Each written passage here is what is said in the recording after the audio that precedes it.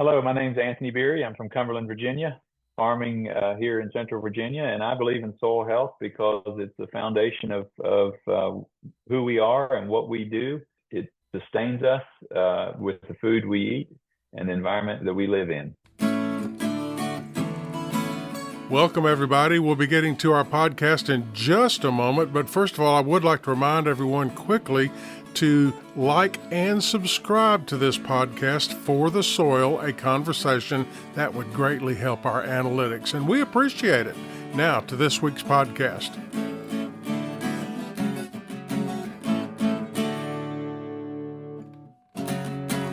Welcome, everyone, to For the Soil, a conversation. I'm your host, Jeff Ishii, along with my co-host, Mary Sketch Bryant with the Virginia Soil Health Coalition, and Eric Benfelt with the Virginia Cooperative Extension Community Viability. And we are continuing our conversation with a special guest. She is from Fargo, North Dakota. Mary, can you reintroduce our guest? Thanks, Jeff. Yeah, excited to have Kim Melton back with us from the Red River Basin Commission, a little ways here from Virginia, but as we're recording today on a snowy day in Virginia, maybe it doesn't feel so different. Kim works with the Red River Basin Commission, though, across Minnesota, North Dakota, and Manitoba, Canada. So excited to continue to learn from your perspectives across that geography. And Kim, we kind of ended the last episode talking about some of your work with various companies such as Cargill, General Mills, and kind of where they're seeing the value in working with producers on soil health and incentivizing that transition.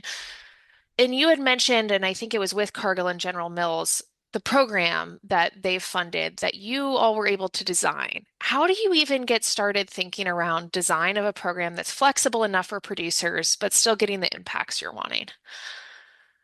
I would say the motivation came from the farmer. As a conservationist, it's a voluntary office, right? Farmers don't have to come and talk to us. They choose to. And so reaching out to them and saying, you know what, I would love to assist you in keeping your erosion to a minimum and keeping your soil in your field. What do you see would benefit you? What would I have to pay you? How much incentive would it take to get you to try these practices? And so that program, it was called the Soil Health Incentive Program. It came from sitting down and meeting with farmers and asking them what it would take to get them to try it. Changing practices across a farm is not something that they take lightly. It is scary. They are farming how their dad has taught them and their dad's dad taught them, and they don't want to be the one to lose the farm. They don't want to be the one to make that practice change and say, oh, I failed, right? So to decrease that risk, I knew we needed a good incentive. Average cost of cover crop in our area is about $15 to $18 per acre. We were paying $30. So we not only covered that, but we also, I always called it, we gave them an incentive to get rid of the risk. That is definitely an incentive. You have the costs, right, that you're putting into it, but what else are you going to give just to decrease that risk? Because that's scary, trying something new that you just don't know if you'll be able to get that crop in next spring and it's green in the fall. That's not something people were used to around here before. And it really scared them. And my dad's a farmer. And so he's the first one, bless his heart. But I go to him and I say, Dad, what about this? And heck no, it took me 5 years to get him to do cover crops. And I love that though. I want to know what stops them and how I can help them get over that hurdle. And so that is kind of how the SHIP program was born. And I'm so thankful to General Mills and Cargill for being that support beam for us, because the farmers would come in and say, you know what, I would just want to try 20 pounds per acre of cereal rye. That's all I want to do. I don't want to do 50. I don't want to do 60. And I could say, let's do it. How do you want to put it down? You want to broadcast it? You want to fly it on? You want to incorporate it? You want to strip till into it after it's grow? How are you going to get rid of it? How are we going to kill it off? We're going to crimp it. Are we going to spray it? Are we just going to use mechanical, dig it under? It taught us so much going through those 5 years. We learned that 20 pounds was not enough cereal rye to cover for us. So pretty soon the next year they come in and they're like, yep, that was a bust. 20 pounds, that wasn't enough. Let's go to 40. And so these guys, their confidence grew, it was just a huge learning curve for us. on how should we utilize cereal rye? What would be the best mechanism for planting and for establishment and for killing it off at the end of the season too. And so a lot of the innovation goes out to these farmers who pulled equipment out of the trees and said, well, you know what? I have this Y drop sprayer. I'm just gonna spray out my covers where my sugar beets are planted, or oh, I'm gonna plant my cereal rye early and I'm gonna strip into it in the fall when it's not tall enough to be a detriment and wrap around my tines. So these guys have found ways to make it work, and we were just that resource and that incentive to help them through it. Farmers are like that. They just make it work. They do. They do. And and We're Kim, talking with Kim Melton, Soil Health Coordinator with the Red River Basin Commission. And Eric, I know you're chomping at the bit, but I've got just a quick question. Actually, two questions, if you don't mind. Okay. And I want to talk a little bit further in depth about cover crops, what varieties of cover crops that the farmers in your area use and why. But the first question is, the name of your organization is the Red River Basin Commission.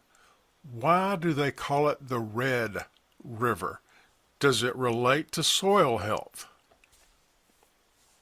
You know what, Jeff? I don't think I know the answer how the Red River got its name, the Red River.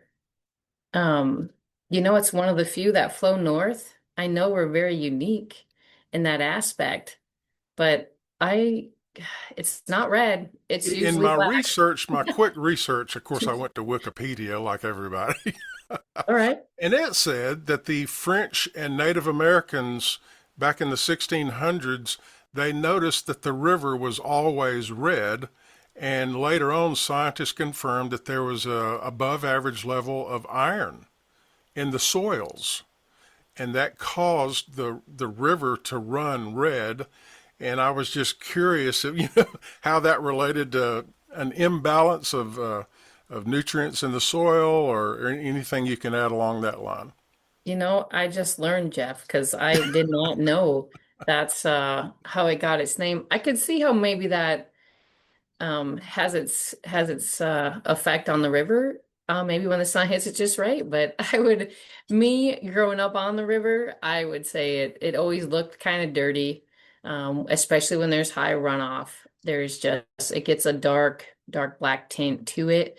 But I also feel like it has gotten way better over the years, compared to when I was a kid to now. And I think that buffer law and our farming practices is definitely what's helping that. And of course, what farmers want to do is prevent that runoff. And they use cover crops and buffer zones, like you mentioned in episode number 1. So back to my original question, which was what types of cover crops are farmers using? And so I'm just going to start with a little bit, I wanted to reiterate your point that you just said. The soil is like a sponge. It can soak up water. Farmers shouldn't want to lose it to runoff in a ditch. They should want to soak it up. And that is what we use cover crops for. You got to create that infiltration, that porosity in the soil. And so the soil can soak that up. 1% organic matter is 14 days of moisture. That's huge in a drought year. So why aren't we as farmers looking like, how do I increase my organic matter? Because I want that water feeding my crop. Crop rotation, having that diversity, and cover cropping are 2 ways to increase your organic matter. And then along with the benefit of stopping soil erosion, armoring our soil, keeping it cooler when it's really hot. That is what we utilize covers for. So in our area, the number 1 gold nugget is cereal rye. It can handle our cold winters. We get -18, and right now we're 35, right? So we were -18 2 weeks ago for like 4 days at night. In the morning, it was terribly cold. And now it's back to 35 for the week, and that rye is going to green right up. It's going to be just fine, and it acts like it's growing. It's probably not. I'm sure it's written down, but it's going to go right back to cold. I'm almost sure of it. Give it 2 weeks, and there'll be 2 more inches of snow on the ground, and it'll go right back to dormant. And so cereal rye handles our climate, and it takes off nice and fast. So it's something that we can put down in the fall, we can get 2 inches of growth on it. We come back in the spring, we put down our fertilizer, we branch drag into it. It laughs at us, right? It's not going to die with tillage when it is drilled or broadcast and incorporated. It roots down so good that tillage will not kill it. And then as it greens up again, we kill it out with our first pass. Roundup will kill it every time. It's not a noxious weed.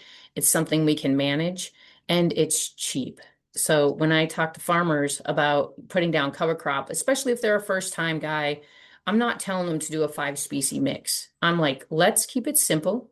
Let's find something some other farmers maybe have in their bin, because now I got farmers putting in 20-acre patches of cereal rye just so they can have their own and they don't have to go purchase it. They'll just put a little knob of a field into some cover crop for it and grow their own covers now. It's widely used for the sugar beet guys. They are putting it down end of September in strips. So they actually pull their planter out that they use to plant their sugar beets with.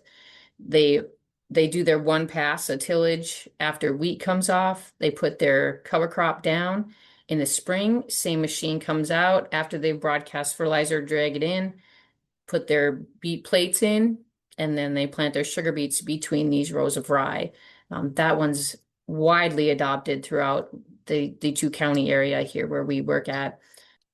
We have some guys that are grazing it. So I have flying it into soybeans or corn, and they're flying it in like that first week of September.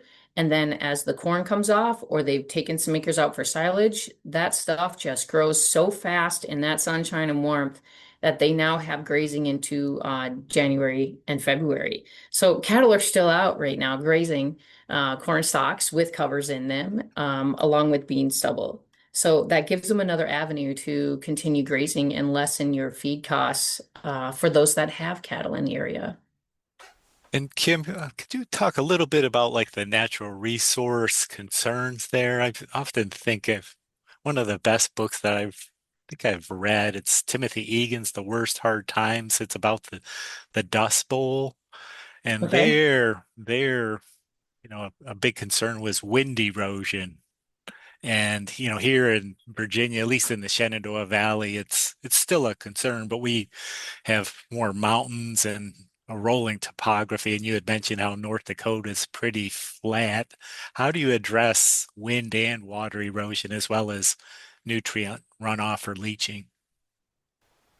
Eric, that is our number one resource concern is our soil. It takes 500 to 1,000 years to build 1 inch of topsoil. Of course, the prairie here was full of it when we came and started farming.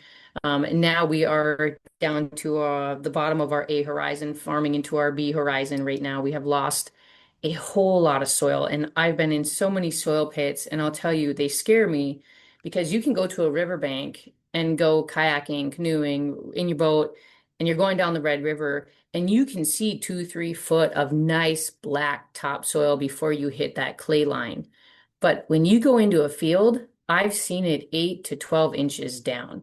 So I also know that we have depleted a whole lot of our resource that takes thousands of years to build that back up. So wind and soil water erosion is clearly the forefront of our thinking as we work with farmers to talk about how can we keep our soil where it needs to be. The benefit factors are going to be decreasing pollutants, right? So we put fertilizer down. We don't want to watch it run off into these ditches and streams and create algae blooms in these lakes that wreak havoc on our recreation, right? Our quality of life. Same with the soil blowing across the road, causing car pileups, causing allergies. We've got it piling in people's windowsills. Right now, we call it Snirt. I don't know what you guys call it out there, but Spell that for us. Snirt, Snirt. Oh, That's a new one. sounds very Dr. Seuss-esque. This is dirt plus snow, and we have a whole lot of it right now. We've got snowbanks all over that are now covered in dirt, and it's ugly. It's not something that we want to see. So wind erosion and water is prevalent here in our flat country, and that is something that we really need to take care of. And trees are coming out, CRP acres are being pulled out. Millions of acres, I've been told, are out between North Dakota and Minnesota. And so it's something that we need to continue to work on as farmers here. We've got just a couple of minutes left, and Mary, I'm going to save the last question for you. But before we do that, I wanted to remind our listeners that you can learn more about what Kim Melton does. She is the Soil Health Coordinator with the Red River Basin Commission. Go to the website redriverbasincommission.org. You'll see a menu bar across the top. Click on Projects and Soil Health Partnership, and you'll learn all about what Kim Melton does. Mary? Yeah, I've got lots more questions, but would love to hear, Kim, just a few resources that are your favorites. We always like to share with our audience, whether it's educational or inspirational, what's keeping you going for soil health these days? It's talking to the farmers. I absolutely love going to a good farmer meeting and there's a farmer panel and watching young farmers ask questions and seeing them connect and seeing them share ideas and, oh, let's pull that toolbar out of the backwoods. And I put this and this, and then I added those hoses and I added a two-band hopper. And I get inspired watching these farmers be innovative enough to make the decisions and try these things. So I feel like I have to continue to find education and funding to support these guys, because even if I have a gentleman that's been cover cropping for 8-9 years, if you give him some funding, he's going to go even farther. Like now he's working in the 8-10 species mix and he's really playing with what's my limit? How much bang for my buck? Like at what point am I going to max out my economic benefit from cover crops? And so I'm still working with these guys that have been doing it for 15 years and these guys that are just starting out. I got another 15 new farmers last fall that are new to cover crop. And I love seeing them see the change in their soil and send me texts.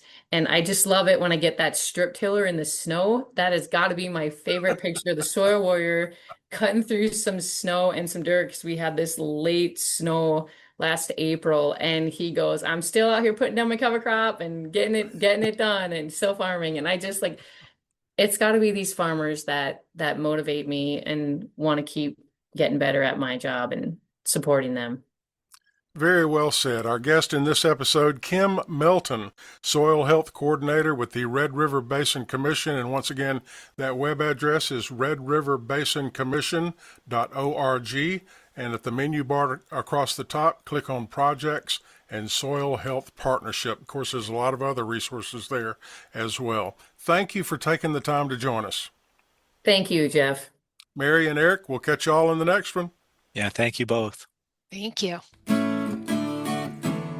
For the Soil, a conversation is made possible with funding support from the National Fish and Wildlife Foundation and the Agua Fund. Other partners include the USDA's Natural Resources Conservation Service, Virginia Cooperative Extension, Virginia State University, Virginia Department of Conservation and Recreation, and partners of the Virginia Soil Health Coalition. Views expressed on this podcast are those of each individual guest. To download a copy of this or any other episode, visit the website forthesoil.org. If you have a specific question about soil health, call your local extension office, your local USDA service center, or a Soil and Water Conservation District office. Music used during today's program was provided courtesy of the Flip Charts, all rights reserved.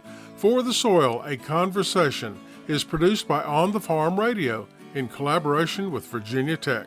I'm your host, Jeff Ishii.